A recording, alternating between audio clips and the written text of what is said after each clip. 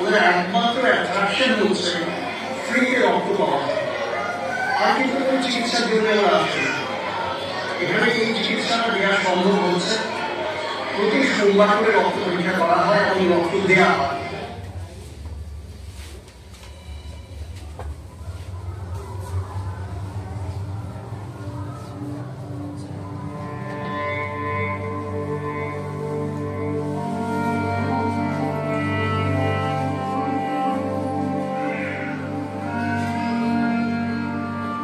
বাচ্চাগুলোর দিকে যখন আমরা তাকাই, আমার মনে হয় ভবিষ্যৎ তো কিছু নেই, তারা কিন্তু চারদিকে হতাশার মধ্যে জড়িয়ে আছে, আর এই নিয়েই ওদের জীবনটা কাটবে।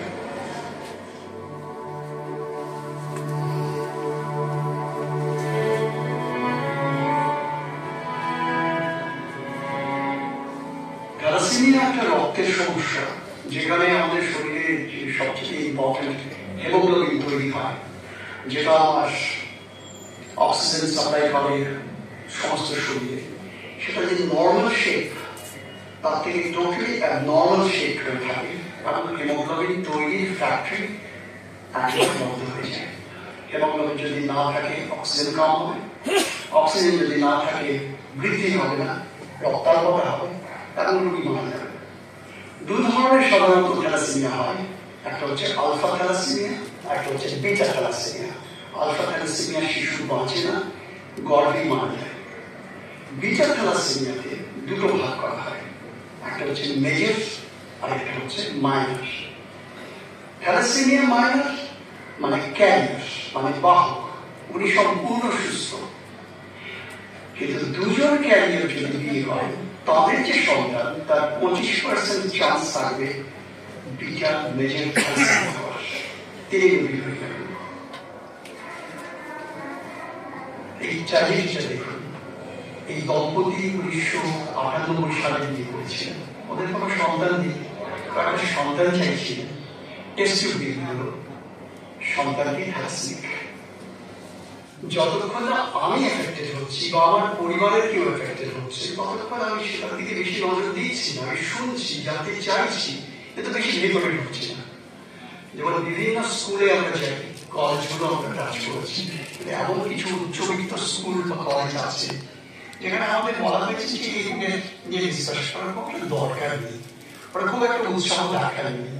তাদের মনে হচ্ছে এটা নিম্নবিত্তের রোগ, কিন্তু এই রোগ যে কোনো লোককে সে অ্যাটাক করতে পারে, কারণ এটা জেনেটিক ডিসঅর্ডার।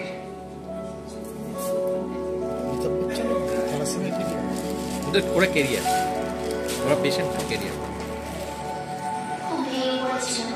ভীষণ মন খারাপ হয়েছিল, মানে এতটাই ভেঙে পড়েছিলাম যে আমার মনে হচ্ছিল সব চলে যাচ্ছে, হারিয়ে যাচ্ছে। যখন 3 বছর বয়স, তখন আমি জানতে পারি আমার ছেলে। সেই মুহূর্ত থেকে আমার খুব একটা ভয়, টেনশন যে আমার কি হবে।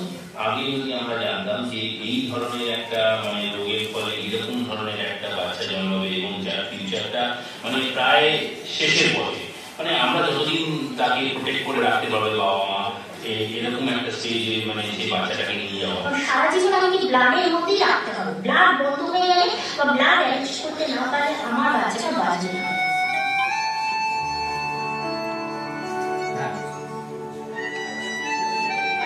আমার ইংরেজি কিছু করতে হয় না, আমার রক্ত দিয়ে মাস্টার হয়ে গেছে,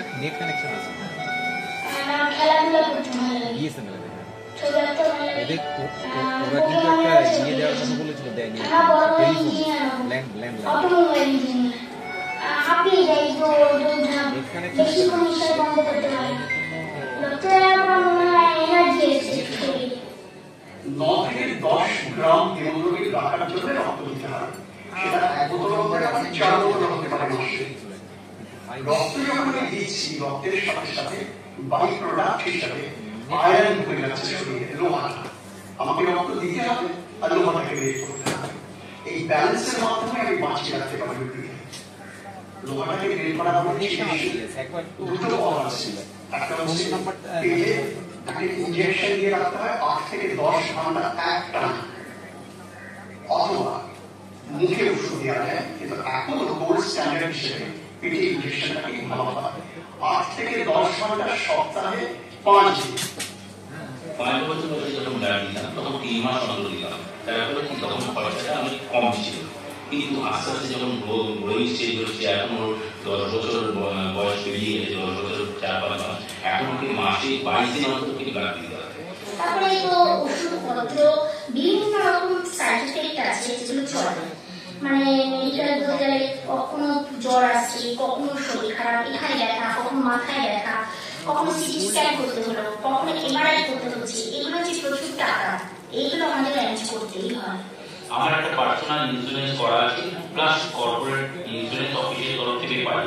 এই কর্পোরেট ইন্স্যুরেন্সে শুধু হাজবেন্ড ওয়াইফের মেডিকেল কভারেজটা আছে, বাচ্চার জন্য কভারেজের জন্য আলাদা করে আমি 800 টাকা দিতে হয় ইয়ারলি। কিন্তু সেক্ষেত্রেও আমি কর্পোরেটেও অনেক মেল লেখালেখির পর একটাই অ্যান্সার পেয়েছি যে থ্যালাসেমিয়া যে জেনেটিক ডিসঅর্ডার, এর এগেইনস্টে কোনো মেডিক্লেম হয় না। আমি অসুস্থ, আমি